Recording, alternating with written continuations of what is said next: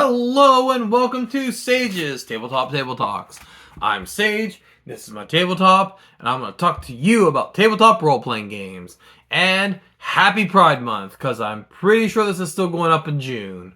But anyway, this has nothing to do with Pride, but, you know, I just wanted to say it.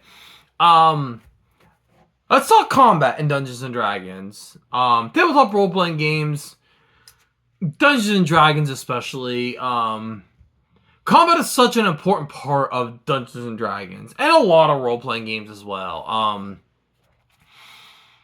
Not all of them. As I've come on this channel many times before, if you're playing a tabletop role-playing game and you find that you guys just don't want to play fighty games, there are a multitude of games out there for you guys to play, to enjoy.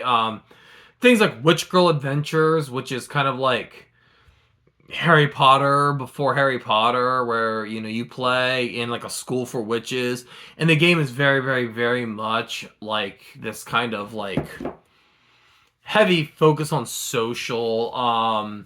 Another one which has the most misleading title I think that anyone could ever have. It's called Panty Explosion, and it is wholly focused on like kind of high school drama, things like that. There's supernatural elements to it, but there's a lot of just like, you know, science-y kind of stuff like that. There aren't a lot that come to mind. I personally just would rather play action-oriented games than non-action-oriented games. I had a friend who kind of gave me the idea and try and kind of play around with the idea of making a like actual like romance simulator. Oh man, what is the name of the game? There's one game and I cannot remember the name of it, and oh, it's gonna kill me because this is a good two-player role-playing game. As somebody in the comments knows, it uses a Jenga tower, and the idea is that, you know, you have two players, and when they're role-playing, their hands are on the Jenga towers, and at the end of the scene, they pull Jenga blocks out, and the idea is after so many scenes, you know, the tower collapses, their relationship falls apart. Let's look at, cannot remember the name of the game. Anyway, but yeah, it's kind of a cool idea for a game, and it's very non-action oriented. I think there's also a horror-themed one that uses a similar mechanic, like a Jenga tower. But in most tabletop role-playing games, Rifts and GURPS and Dungeons & Dragons, and look, I know y'all don't want to admit it, to an extent, the White Wolf games have a lot of combat in them. I feel like most White Wolf games are about dick waving more than anything else, and not the good, like, sexy, fun kind of dick waving. Like the boring ass, like, guys are like whining because it's like, well, my dick is like half a centimeter longer. Yeah, but you got your foreskin on your dick and it's gross, and I don't know why I'm sitting here talking about dick so much, but you know that. Danger Patrol, action oriented. Wanderer's Romance, action oriented. Oh shit, what is it? Savage World, action oriented. You know, people might argue with me. I think Fate is very action oriented. At least core Fate. There are probably some rule books out there that aren't. A number of the PBTA games I've seen are very action oriented. And like, it's just an important part because fighting has very clear, very distinct stakes in it. If you lose a fight, you know what's going to happen. You're going to either end up with your ass kicked or dead. If you win a fight, you win by making the other guy's ass kicked or dead. But something like a romantic liaison, there are still stakes. There's still ebb and flow. But they're not nearly as obvious as they are in a fight, in an action scene. So let's talk about combat in tabletop role-playing games. I think one of the important things to think about when it comes to combat, more even so than, let's say, your balancing it, is how much fighting do you want in your game? You could build a dungeon, like older editions of Dungeons and Dragons heavily relied on the dungeon crawl mechanic. You entered a cave, you went through the cave, you either fought the shit or you ducked away from the shit. If the thing you thought was too strong to fight, you tried to avoid combat. And even though you tried to avoid combat, the spirit was still there, that there was a physical altercation in front of you had to deal with. As opposed to, say, something like Witch Girl Adventures. Most of that shit is, okay, you're interacting with another character. How is this interaction going to end? Fiasco's another great example of this. Like, every scene starts with a narrator narrating and then ends with somebody else finishing the narration. There's a lot of places it could go. Stakes and rewards aren't nearly as obvious as they are in a sword fight. In a sword fight, the guy whose guts are laying on the floor is the one who lost that fight. But a lot of players, what they call kick in the door style, do get bored with that, because as much as I like action-y games, I've never really found Danger Patrol, outside of that, a game where combat felt interesting. So while combat is good, combat's nice, and a lot of games it's also slow, it's also boring. There's a lot of watching other people do shit before you get to do shit. And especially in games like Dungeons and Dragons, where there's later editions, especially 4th and 5th edition Dungeons and Dragons, where you as the player have so many options laid out in front of you of what you want to do in this fight, that it can get a little overwhelming. And don't listen to people who be like, well, you should already know what you're going to do. Yeah, okay, I knew what I was going to do until you stabbed this dude, pushed this dude over here. Now all of a sudden my plan's disrupted. I've got to figure out what I'm going to do now. That's dumb talk. Bad people. No.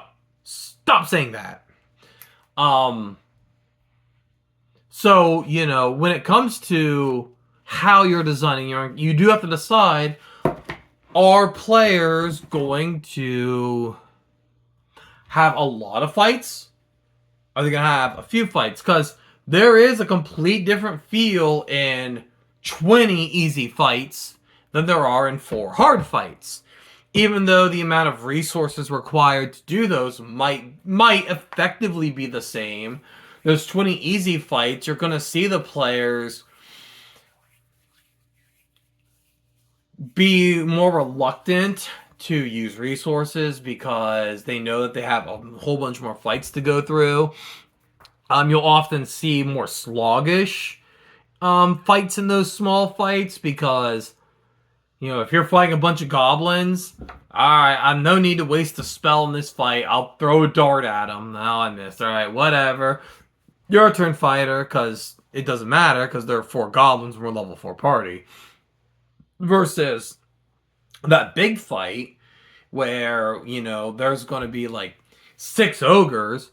Well, shit. Now now I have to make a decision because I don't know what's coming next. But these are actually dangerous creatures.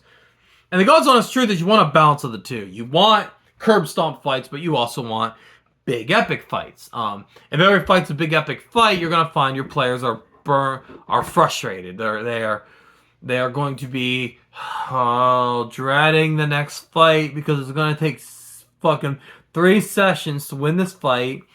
And if your fights are consistently too easy, you're going to find them bored with the fights because it's a time waster. It's just a way you're using to chip at the resources instead of forcing them to actually engage with their resources. You know, it's chipping at the wizard's magic missile instead of forcing him to really consider this level 1 spell slot. What is he actually going to use? So obviously, you know, you that is something you have to take into consideration. But heavily, as the DM, when it comes to combat encounters, one of the things you really have to understand, you really have to dig into are 2 things. Your player personality and the character abilities.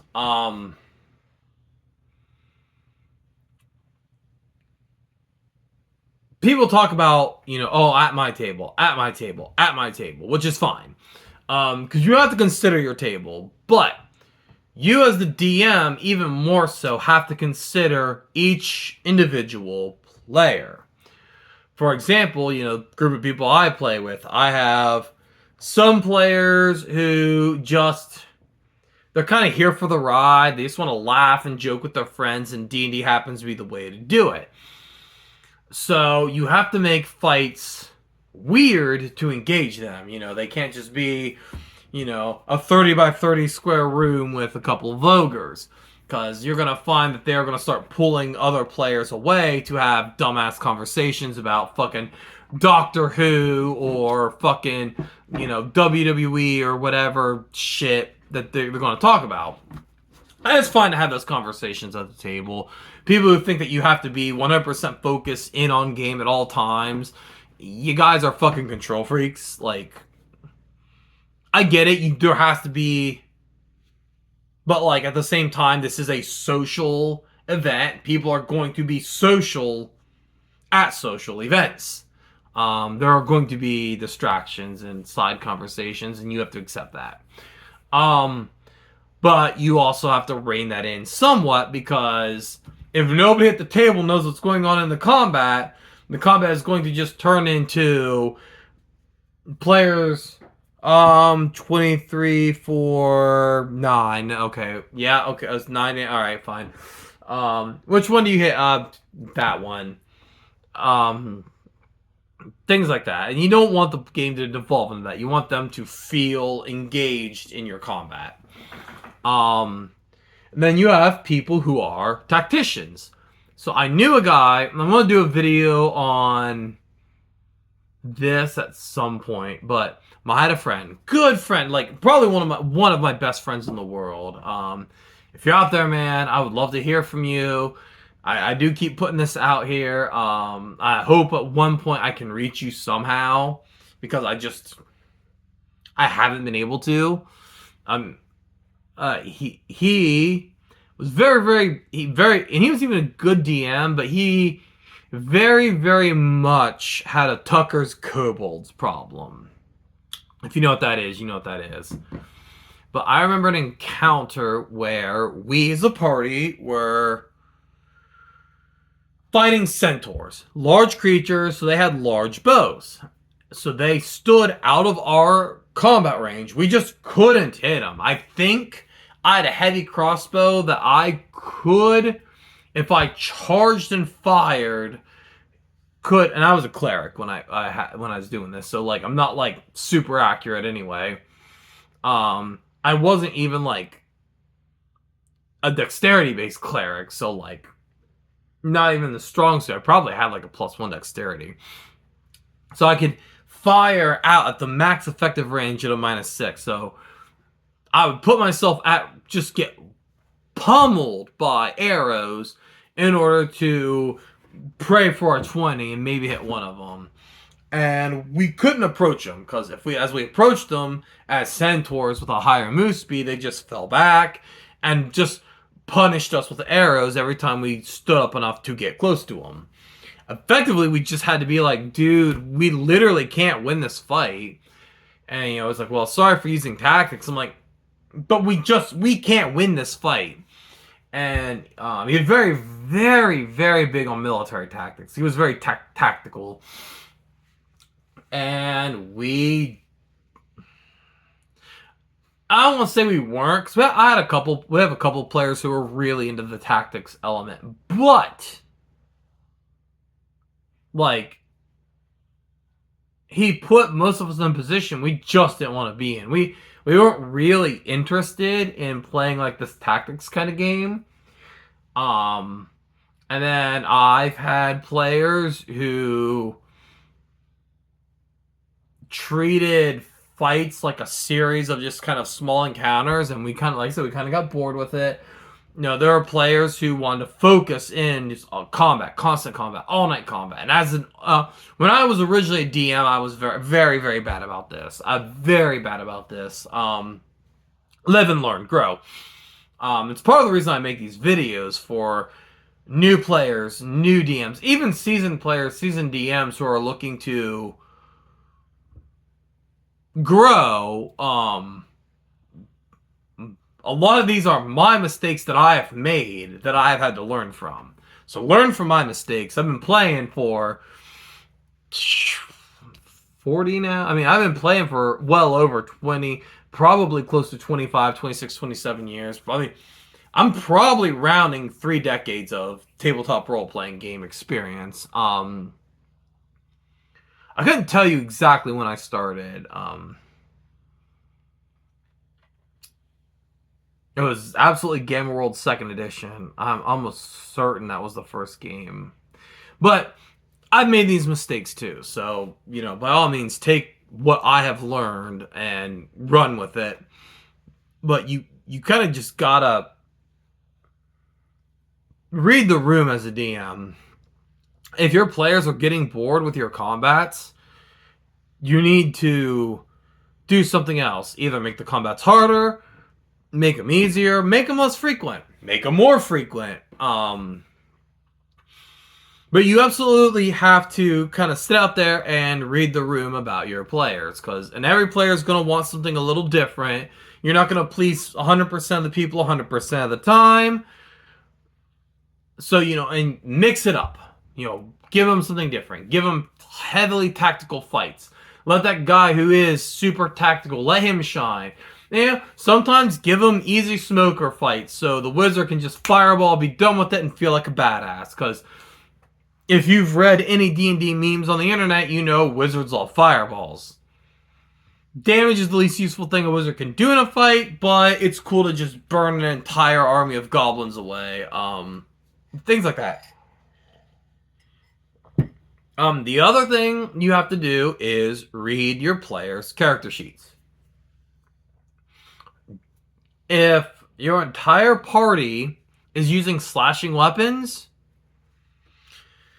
don't constantly bombard them with enemies that are resistant to slashing damage. Do it sometimes, just kind of let them sweat a little bit, but don't do it often.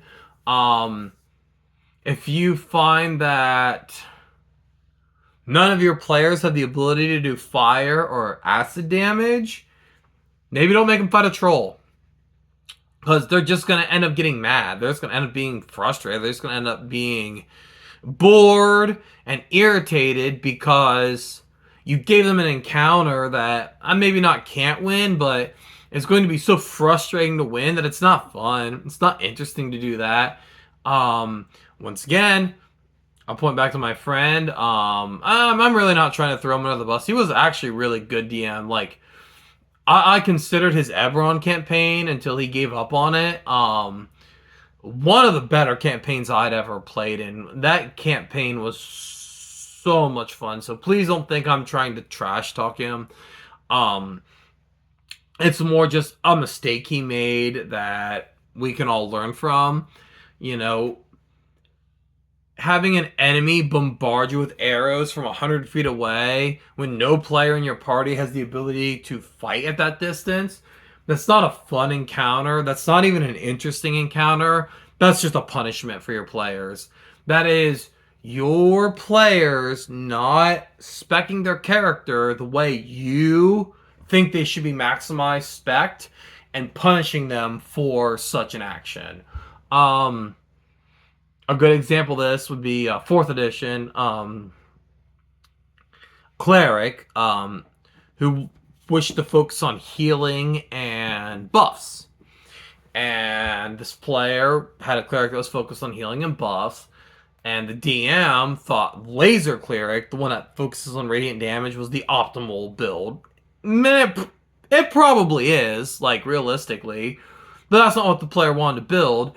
So, constantly fighting. I only played this, like, 2 sessions. Because, honestly, the DM was kind of a prick. Because this is just how he played. Constantly sending enemies who had a lot of resistances, but weak to radiant damage.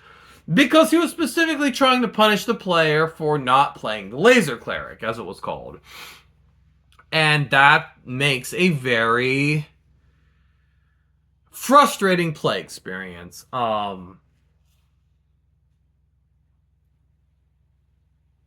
You don't want to give... D&D powers are like toys. They're fun to play with. Like, they are so fun to play with. And really, it is when, like, let's say a player levels up and gets a new class ability.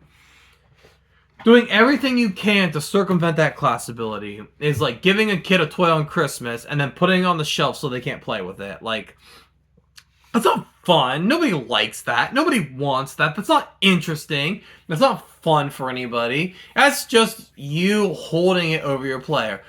And you can do it on accident. You can absolutely send wave after wave of enemies who are resistant to bludgeoning damage because you just weren't thinking that your barbarian used a warhammer and the other frontline fighter was a monk using punches and kicks. Like, it is entirely possible to just accidentally run yourself into that scenario.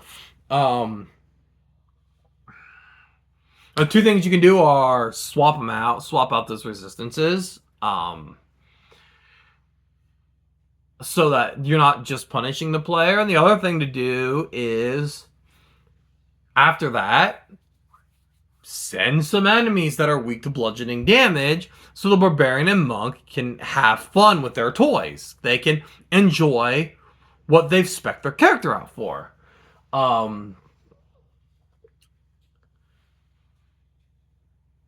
Once again, you know, I've had DMs who don't like spellcasters, who would just go out of their way, counterspell, anti-magic field, just to get rid of spellcasters. Which sucks. Like, as somebody who plays wizards, I don't know if I main wizards. Wizards and paladins are the 2 classes I really like to play in D&D. But it just, like, and I get it, because wizards are far, far too powerful in Dungeons and Dragons, understandably. So you gotta be careful, because they can easily outclass anything else. But at the same time, if your player's playing a wizard, it's because they want to play with their spells. And you kind of gotta let them. And that's even true of non-D&D style games. Like, for example, if you're playing Mutants and Masterminds, and one of your players is a pyro character, their attacks are all flame-based, you don't want to constantly have enemies with fire negation powers. Because the player now feels like they're punished for creating something that they like, that they enjoy, that creative spark. Like, oh man, like, I want to do my fucking flamethrower character. I'm making fucking Human Torch. So cool, I love Human Torch. He's my favorite character. And you punish him for playing the Human Torch. And you do want to stop their powers sometimes, because you want to force them to overcome challenges. But also, sometimes just let them burn down an army of ice monsters. So yeah, that's kind of what I have to say about combat encounters for right now. Yeah, that's about it. So I will see you guys next time. I think I'm going to try to throw one more video out tonight so I can have some weeks off. But yeah, I will see you guys next time. Bye.